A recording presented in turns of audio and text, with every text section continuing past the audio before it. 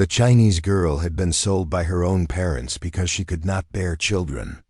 Now she stood in the dust of Copper Ridge, watching armed men surround the ranch house where 5 children pressed against her back. Diamond Jack Kellerman stepped forward, his polished boots catching the late afternoon sun. His men flanked him, hands resting on gun belts. Sheriff Briggs stood to his left, badge gleaming against a sweat-stained vest. Ezra Whitmore held his rifle steady. The weapon seemed small against the line of men facing his porch. Behind him, Thomas pressed his siblings closer to the Chinese woman. Mary clutched the twins. Joseph wrapped his arms around little Sarah. "That girl belongs to me," Diamond Jack called out. "I paid good money for her contract." The wind carried dust across the yard. It settled on everything: the horses, the men, the fear that hung between them. "She's not property," Ezra said. "She's family now." Sheriff Briggs shifted his weight. "The law is the law, Whitmore. That girl was sold fair and square." Little Sarah began to cry.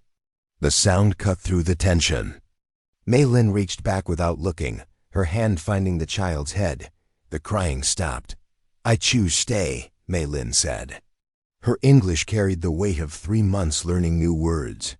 "This my family now," Diamond Jack laughed. The sound held no warmth. "You don't get to choose, girl. Your own parents sold you because you're worthless. Can't even bear children." The words hit like stones. Maylin's shoulders tightened. Thomas felt her flinch against his arm. Diamond Jack signaled his men. They stepped forward, the moment stretched. Violence lived in the space between heartbeats. Then the world shifted backward. 3 months earlier, San Francisco's Chinatown had smelled of incense and desperation. Maylin knelt on the wooden floor of her parents' tenement room. Her father held papers that would change everything. Her mother wept into her hands. "You have brought shame to our family," Wei Chun said in Mandarin. The words fell like hammer blows. 3 years married, no children. Your husband's family demands repayment of the dowry we cannot give. Maylin pressed her forehead to the floor. The wood was cold against her skin. "Please, father, give me more time." "Perhaps there is no more time," Wei Chun's voice cracked. "Mr. Kellerman offers enough to pay our debts and your passage to the territories. You will work for him until the debt is settled." Li Ming lifted her tear-streaked face. "Forgive us, daughter. We have no choice." The betrayal came from her brother Liu. He stood in the doorway, eyes fixed on the wall behind her head. Maylin realized he had known. For weeks, he had known and said nothing. The train west carried Chinese workers and women with hollow eyes. Maylin sat beside Jade, an older woman whose hands never stopped moving. Jade folded paper birds while she talked. "He tells families he needs seamstresses and cooks," Jade whispered.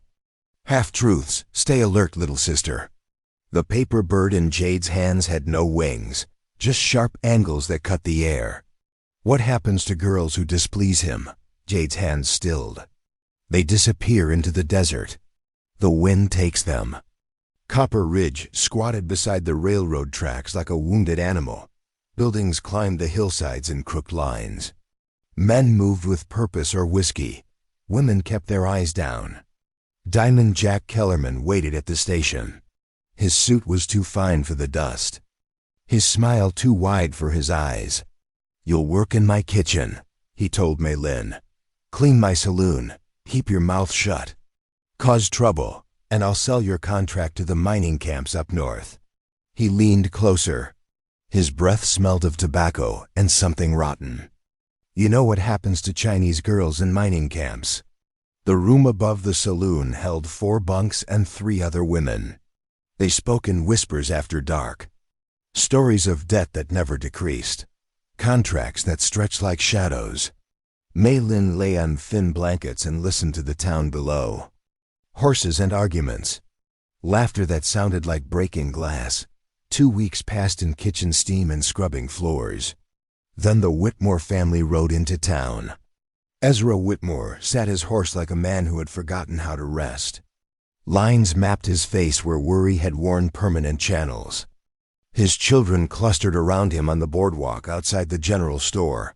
Thomas, 16 and angry at the world. Mary, 14 and curious about everything. Joseph, 12 and quick to smile. The twins, Emma and Ethan, 8 years old and mirror images.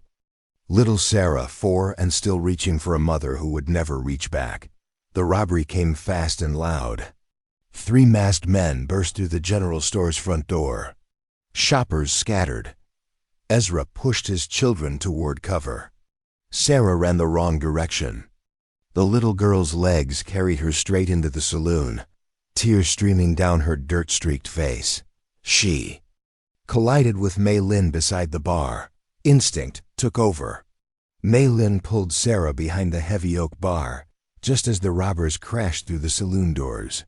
She pressed her hand gently over the child's mouth, not to silence her, but to comfort her. "Stay quiet, little one," Mei Lin whispered. "I keep you safe." The robbers overturned tables, smashed bottles, shouted demands that echoed off the walls. Sarah trembled against Mei Lin's chest. Mei Lin began humming, a lullaby her own mother had sung before shame entered their house. Sarah's breathing slowed.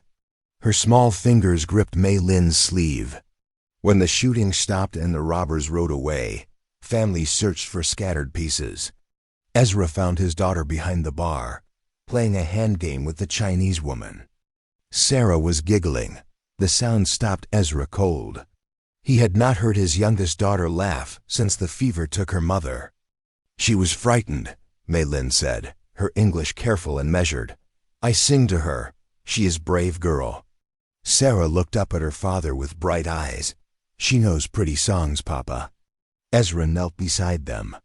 This close, he could see the gentleness in Mei Lin's movements, the way she positioned herself between Sarah and the world, the protective curve of her shoulders. Something shifted in his chest, a door opening that had been locked for 4 years. "I'd like to buy her contract," Ezra said to Diamond Jack an hour later. Diamond Jack was counting money from his safe. He looked up with sharp interest. "She's not for sale to your kind of buyer, Whitmore." "How much?" The number hit like a physical blow. $300. Nearly half of everything Ezra had saved for winter supplies. But Sarah was still humming the Chinese lullaby. "Diamond." Jack's smile spread slow and calculating. He saw desperation and smelled profit. "Cash only," he said, "and no returns." Ezra counted out the bills. Each one felt like a piece of his security floating away. Diamond Jack pocketed the money and signed the papers. But his eyes held secrets that would surface when the time was right. When a man was too attached to let go. When the price could double. The Whitmore Ranch sat against the desert hills like broken teeth against a bleeding sky. Mei Lin climbed down from the wagon and felt the ground beneath her feet shift. Not the earth, something deeper. 5 children watched her from the porch. Their faces held questions she did not know how to answer. Ezra carried her single bag to the house. The weight of $300 hung between them. An investment that could not be returned. "Thomas," Ezra called to his oldest son. "Help Mei Lin get settled." Thomas stepped forward. 16 years. Old and carrying anger in his shoulders. His eyes measured Mei Lin and found her wanting. "She sleeps in the extra room," he said. Not to her, about her. Mary pushed past her brother. 14 and curious about the world beyond their fence line. "What's your real name? Not what Mr. Kellerman called you." "Mei Lin." The syllables felt strange in the desert air. "Pretty," Mary said. Thomas turned away. The house smelled of wood smoke and neglect. Dust lived in corners where a woman's hand had not reached for 4 years. Mei Lin saw the absence in everything. Missing curtains. Floors that remembered how to shine. Sarah attached herself to Mei Lin's skirt, 4 years old and already understanding that mothers were temporary things. "Will you sing the pretty song again?" Sarah asked. Thomas stiffened. "She's not staying forever." But he did not pull Sarah away. The kitchen held cast iron and possibility. Mei Lin touched the cold stove, opened cabinets that revealed beans, and flour and hope deferred. The twins, Emma and Ethan, peered around the doorframe. "Are you really from China?" Emma whispered. "Is it far?" Ethan added. "Very far," Mei Lin said. "Across big water." Joseph, 12 and fascinated by distance, stepped into the kitchen. "How many days on a ship?" "Many days, many storms." The children gathered closer, all except Thomas, who stood in the doorway, holding his resentment like a shield. That first night, Mei Lin cooked rice with beans. Simple food that tasted of home and new beginnings. The children ate without complaint. Even Thomas cleaned his plate. Ezra watched from the head of the table. His hands were scarred from years of ranch work. His eyes held something that might have been gratitude. After dinner, Sarah climbed into Mei Lin's lap. The child's weight was warm and solid, real in ways that Mei Lin had forgotten were possible. "Tell us about China," Mary said. So Mei Lin spoke of mountains that touched clouds, cities that never slept, markets filled with silk and spices and the sound of 10,000 voices. Thomas listened from the shadows. His face gave nothing away. When the children went to bed, Ezra lingered in the kitchen. He poured coffee for himself, tea for her. "They seem to like you," he said. "Children are kind." "Not always." Ezra's voice carried years of small disappointments. "Thomas especially. He's been the man of the house since Anna died." Anna. The name hung between them. The ghost who still set the rules. "He protects his family," Mei Lin said. "This is good thing." Ezra nodded, sipped his coffee. Outside, coyotes called to the moon. "Why did you really buy my contract?" Mei Lin asked. The question surprised him. He set down his cup and considered his answer. Sarah laughed, he said finally. "I'd forgotten she could." The days found their rhythm. Mei Lin woke before dawn to start the stove, made breakfast while the house stirred to life. The children ate and scattered to their chores. Thomas worked with his father, mending fences and moving cattle. He spoke to Mei Lin only when necessary. His politeness felt sharp enough to cut. Mary helped in the kitchen, asked questions about Chinese cooking and customs. Her curiosity was gentle and persistent. Joseph brought Mei Lin wildflowers, small offerings that said what words could not. The twins followed her everywhere, two shadows learning that safety could come in unexpected shapes. Sarah never left her side. The child's need was deep and wordless. She called Mei Lin Lin Lin and held her hand while crossing rooms. A week passed, 2 weeks. The house began to remember how to breathe. Then the twins got sick. Fever came in the night. Emma first, then Ethan an hour later. Their small bodies burned with heat that would not break. Ezra rode to town for the doctor. Thomas paced the kitchen. Mary wrung her hands and tried not to cry. Mei Lin sent them all away. She stripped the children's burning clothes, bathed them with cool water and herbs she had gathered from the hills. Ginger root for nausea, willow bark for fever, plants that remembered older ways of healing. All night she sat between their beds, sang soft Chinese lullabies, pressed cool claws to their foreheads. When Emma cried for water, Mei Lin lifted her gently. When Ethan thrashed with fever dreams, she held his hand until the nightmares passed. The doctor arrived at dawn. A tired man with kind eyes and empty promises. "Keep them cool," he said. "The fever will break or it won't." He left laudanum for pain, comfort for the helpless. But the twins were already sleeping peacefully, their breathing deep and even. The fever had broken an hour before sunrise. Mary found Mei Lin asleep in the chair between the beds. still, holding Ethan's small hand. "How did you know what to do?" Mary whispered. Mei Lin opened her eyes. Exhaustion lived in every line of her face. "My grandmother. She taught me plants remember how to heal." That afternoon, Joseph brought Mei Lin a handful of prairie roses. "Thank you," he said. The words carried more weight than gratitude. Even Thomas nodded when he passed her in the hall. But the peace was fragile, built on moments that could shatter. 2 days later, Sarah was playing in the yard when she fell and scraped her knee. Mei Lin cleaned the wound and bandaged it with strips of clean cloth. "There," she said. "All better." Sarah looked up with serious eyes.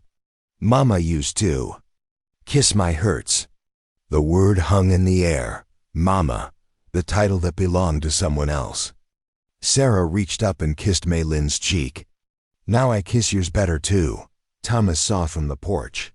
His face went white with anger. That evening, he cornered his siblings in the barn. "She's not our mother," he said. His voice cut through the hay-scented air. "Our real mother is dead." "This stranger doesn't belong here," Emma started crying. "But she makes good food. And she saved us when we were sick," Ethan added. "She leave," Thomas said. "Just like Mama did." "Then what happens to us?" His words planted seeds of doubt. The younger children began to watch Mei Lin differently, looking for signs of departure in her morning routines. Sarah still called her. Lin Lin still held her hand. But sometimes she asked questions that cut deep. "Are you going away? Will you die too?" Each question was a stone thrown at glass that was already cracking. Mei Lin felt the change, saw it in sideways glances and conversations that stopped when she entered rooms. The house grew colder despite the desert heat.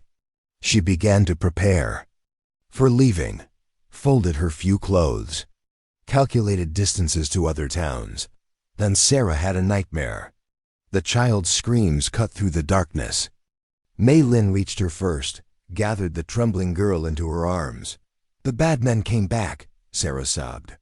"They took you away." Mei Lin rocked her gently, hummed lullabies until the fear loosened its grip.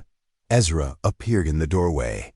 Hair mussed from sleep, eyes soft with something that might have been tenderness. "She's been having dreams," he said quietly. "About losing people." "I understand," Mei Lin whispered. They sat in the darkness, Sarah sleeping between them. The silence held more truth than words could carry. "You're thinking of leaving," Ezra said. It was not a question. "Thomas is right. I do not belong here." "Thomas is scared." Ezra's voice was rough with honesty. "He's 16 years old, and he's lost everything that mattered. Now he's watching his little sister love someone who might disappear." Sarah stirred in her sleep. Her small hand found Mei Lin's arm and held tight. "She calls you Mama sometimes," Ezra said. "When she thinks no one's listening." The words hit like physical blows. Mei Lin closed her eyes against the pain of wanting something she could never truly have. "I cannot give children," she whispered. "In China, this makes woman worthless." "Here too," Ezra said. "But maybe not in this house." He reached across Sarah's sleeping form. His fingers touched Mei Lin's hand, calloused and warm and steady. "Stay," he said. "Let us figure it out together." Outside, the wind shifted, carried the scent of rain that might never come. Promises that hung in desert air like hope. Sarah smiled in her sleep. Safe between two people who were learning that families could be built from broken pieces, if they were willing to weather the storms that were coming. The first threat came nailed to their fence post. Paper torn from a church hymnal. Words scrawled in charcoal that smeared in the morning dew. Ezra pulled it down before the children could see, but Thomas had already read it. His jaws set hard against the poison someone had planted in their land. "What did it say?" Mei Lin asked when they were alone. Ezra fed the paper to the kitchen fire. Watched the hate curl and blacken. Nothing worth repeating. But the words lived in his silence. in the way his eyes swept the horizon for riders who might come with worse than paper. The town had been watching, taking note of the Chinese woman who rode beside the Whitmore children to Sunday service, who stood in their general store counting coins with careful fingers. Mrs. Patterson cornered Ezra outside the church. Her voice carried the sharp edge of righteous disapproval. "It's not proper, Ezra. That woman living under your roof with those children. She's helping raise them. She's a heathen. What are you teaching your babies about Christian values?" Other wives gathered, a circle of judgment dressed in Sunday clothes. Their husbands shifted uncomfortably, but said nothing. "Find yourself a proper wife," Mrs. Patterson continued. "Someone who can guide those children to salvation." Ezra's hands curled into fists. "My children are fine." But the damage was planted. Seeds of doubt that would grow in fertile ground. The boycott started quietly. Henderson stopped buying Ezra's cattle. Said he had enough stock for the winter. Morrison canceled his order for fence posts. Found another supplier. One by one, town closed its doors, not officially. Never anything that could be called by name. Just business that dried up. Handshakes that became nods. Nods that became turned backs. Sheriff Briggs appeared at the ranch on a Tuesday morning. His badge caught the sunlight as he dismounted. His smile held no warmth. "Morning, Ezra. Need to ask you some questions about that Chinese girl's papers. Her contract's legal." "You know that. Just following up on some concerns. Folks are saying the transfer might not have been proper. Chinese can't sign legal documents without territorial approval." The lie sat between them. Both men knew it was false. But lies could become truth if enough people believed them. "You got 3 days to produce the proper paperwork," Briggs said, "or I'll have to take the girl back to town." He rode away trailing dust and threats. That evening, Ezra found Thomas in the barn. The boy was mucking stalls with violent efficiency. Each shovelful of manure thrown with the force of anger. "Heard what the sheriff said," Thomas muttered. "It's nothing, just politics. They want her gone." Thomas stopped working, leaned on his shovel. "Maybe they're right." The words cut deeper than Ezra expected. "You think she should leave?" Thomas stared at the hay-strewn floor. "I think we were fine before she came. Now everything's broken." "We were never fine, son. We were just surviving. Surviving's enough." But Thomas's voice held doubt, the first crack in his certainty. 2 days later, Thomas disappeared. Mei Lin noticed. First, his horse was gone from the paddock. His rifle missing from the rack. The bed he had made that morning sat empty at supper. "He'll come back," Mary said, but her voice shook. Ezra saddled his horse as darkness fell. Mei Lin appeared beside him, holding the reins of Thomas's mare. "I come with you. It's not safe. He is my responsibility, too." They rode into the desert night. The moon carved shadows from rocks and scrub brush. Coyotes called from distant hills. The sound of wildness that could swallow a 16-year-old boy whole. They found Thomas at the cemetery, sitting beside a wooden cross that bore his mother's name, Anna Whitmore, beloved wife and mother. The dates carved deep enough to last forever. Thomas heard their horses but did not turn. She would have known what to do. Ezra dismounted, sat beside his son on the hard ground. "Your mother was scared too. Every day, scared she wasn't enough for you kids. She was perfect. She was human." Ezra's voice held 4 years of grieving. "And she would have liked Mei Lin." Mei Lin stayed mounted, gave them space for words that needed saying. "I'm angry all the time," Thomas whispered. "At God, at you, at her." He nodded toward Mei Lin without looking. "Anger's easier than hurt." "How do you stop?" Ezra had no answer. Just put his arm around his son and let the desert wind carry their silence. Mei Lin finally spoke, her voice soft as prayer. Your mother must have been very special to raise such protective son. I not try to replace her. I try to help her children grow strong the way she would want. Thomas turned to look at her. Really look, not at the stranger who had invaded their home. At the woman who sat a horse in the middle of nowhere, searching for a boy who had made her life harder. Why did you come looking for me? Because you are part of this family. And families do not leave people behind. They rode home together. 3 figures against the vast darkness. The silence between them had changed, still fragile, but no longer brittle. The next morning, Mary found Mei Lin hanging laundry. The wind snapped the sheets against the line. White flags of surrender or truce. Can I ask you something? Mary said. Mei Lin nodded.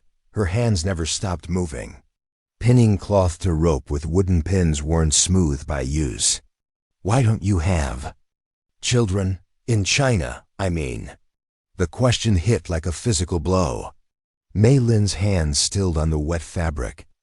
I cannot have babies. In China, this makes woman worthless. Mary was quiet for a long moment, working through the mathematics of worth and purpose. That's not shameful, she said finally. Look how much you love us. Isn't that what makes someone a real mother? The words cracked something inside Mei Lin's chest. She turned away so Mary would not see her tears. Your father not know this shame. It's not shame. Mary's voice held fierce certainty. It's just different. That night, Mary knocked on her father's bedroom door, found him sitting by the window, staring at the desert that stretched beyond their fence line. Papa, are you scared Mei Lin will leave? The question surprised him. Why would you ask that? I heard you crying last night. Were you thinking about Mama? Ezra pulled his daughter close, breathed in the scent of her hair, soap and sunlight and the particular sweetness of children who were growing too fast. Not about Mama, he said quietly. About Lin, about what happens if she goes away. Mary smiled against his shoulder. She won't go. She loves us too much. But love was not always enough. Not against a world that measured worth in narrow terms, that saw threats in gentleness and failure in childless women. The third threat came with Sheriff Briggs and Diamond Jack Kellerman. They rode up to the house with authority and greed walking side by side. Time's up, Whitmore, Briggs called out. Where's that paperwork? Ezra stepped onto the porch. Behind him, the children gathered. A family that had learned to stand together. The contract's legal. Not according to territorial law, Diamond Jack said. His smile was sharp as broken glass. Chinese can't transfer contracts without proper approval. That girl comes back with me. The lie had grown teeth, fed on prejudice until it seemed true enough to enforce. Mei Lin appeared in the doorway. The children pressed close around her. Sarah buried her face in Mei Lin's skirt. I choose stay. Mei Lin said. This my family now, Diamond Jack laughed. You don't get to choose, girl. Your own parents sold you because you're worthless. The words carried across the yard, cut through the afternoon heat, brought the past crashing into the present. More riders appeared on the horizon, men with guns and the law on their side, coming to take back what they claimed was never meant to be free.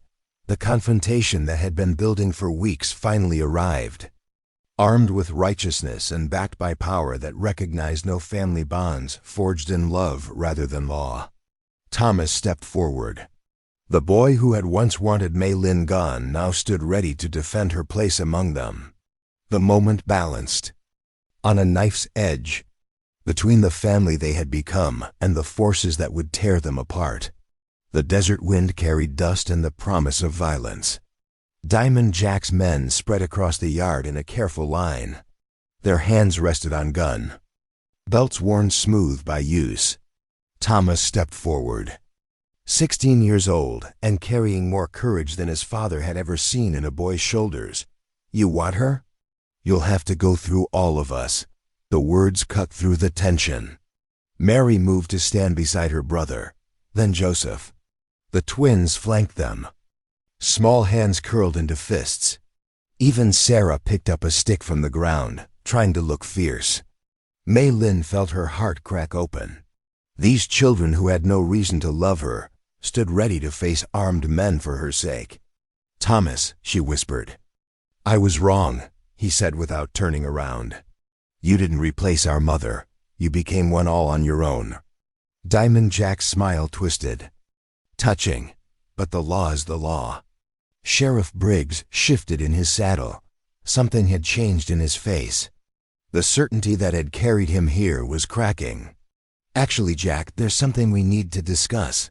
Diamond Jack turned. "What are you talking about?" Briggs dismounted. His badge caught the afternoon sun. "Been doing some investigating. That territorial law you mentioned, it doesn't exist." The silence stretched taut as wire. Diamond Jack's face went white beneath his. "Tan, what? You made it up. Just like you made up half the contracts you've been selling." Briggs pulled out a folded paper. "Got 3 sworn statements here about Chinese girls who worked for you.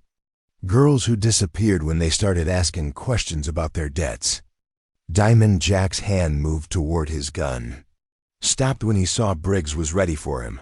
"You're under arrest, Jack, for fraud. For human trafficking. For the murder of Lin Wei." The name hit the air and shattered. Lin Wei, the girl who had asked too many questions. Who had vanished into the desert 2 months ago. Diamond Jack's composure cracked completely. His eyes went wild. Desperate men made desperate choices. He lunged toward Sarah. The little girl was closest. 4 years old and holding a stick against armed men. Diamond Jack's arm wrapped around her waist, lifted her off the ground. Sarah screamed. The sound cut through every heart on that dusty ranch. "Let me pass or the girl dies," Diamond Jack snarled. His other hand pressed a knife to Sarah's throat. Ezra's rifle swung toward him, stopped. Too much risk. Too little space between blade and child. "Easy now," Briggs said. "Nobody needs to get hurt." But Diamond Jack was beyond reason. Backed into a corner with nowhere to run. His grip tightened on Sarah. The child whimpered. Mei Lin remembered Jade's words from the train. The old woman's hands folding paper birds while she shared survival. "Wisdom. Men like him expect tears," Jade had said. "Give them anger instead. Anger they don't know how to handle." Mei Lin began to sing. The lullaby rose soft and clear in the desert air. The same song she had hummed when Sarah hid behind the saloon bar, when fever burned through the twins, when nightmares came calling in the dark. Sarah stopped struggling. Her small body relaxed against Diamond Jack's arm. The knife wavered. "Shut up," Diamond Jack hissed. Mei Lin kept singing. Stepped forward, 1 small pace, then another. Diamond Jack was so focused on silencing her that he did not see Ezra moving. Circling wide, coming up behind, the tackle came low and hard. Ezra hit Diamond Jack at the knees. All 3 bodies went down in a tangle of dust and desperation. Sarah rolled free. Thomas scooped her up, carried her to safety behind the porch. Ezra and Diamond Jack fought in the dirt. The knife spun away. Sheriff Briggs kicked it out of reach, then pulled Diamond Jack off the rancher. "It's over, Jack." Diamond Jack's face was bloody, his fine clothes torn and stained. But his voice still carried poison. "That girl's cursed," he spat. "Her own parents couldn't wait to get rid of her. She bring nothing but bad luck to your family." Ezra wiped blood from his split lip. Her parents were desperate, not disgusted. "And if she's cursed, then we're all blessed to be cursed together." Briggs snapped handcuffs on Diamond Jack's wrists. "You're going to prison, Jack, for a long time." As they loaded Diamond Jack into the wagon, he looked back at Mei Lin with pure hatred. "You think you've won? They'll never accept you. You'll always be nothing but a barren Chinese whore." Thomas stepped forward, his young face hard with protective fury. "She's our mother. That makes her more valuable than anything you ever owned." The wagon rolled away, took the threat and the poison with it, left the family standing in their yard, dusty and shaken, but whole. The weeks that followed brought healing. The town's attitude shifted slowly. Shame was a powerful force when applied correctly. People began nodding to Mei Lin at church, buying cattle from Ezra again.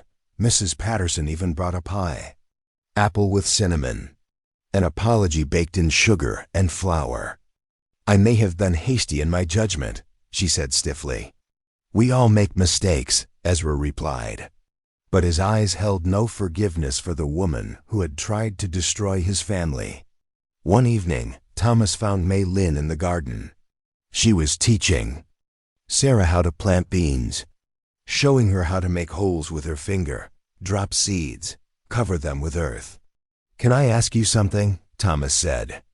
Mei Lin looked up. Dirt streaked her hands. Sunlight caught the silver in her hair. "Of course. I heard what you told Mary about not being able to have children." Sarah wandered away, chasing a butterfly through the bean rows. "You think less of me now?" Mei Lin asked. Thomas shook his head.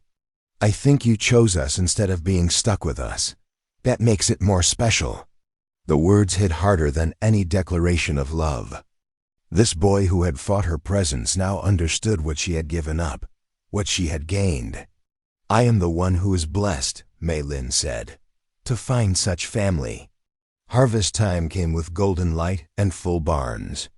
The children worked alongside their parents, gathering the fruits of their labor. Mei Lin sang Chinese songs while they picked vegetables. The melodies mixed with English laughter. Ezra watched from the kitchen window. Steam rose from the coffee cup in his hands. Contentment was a foreign feeling.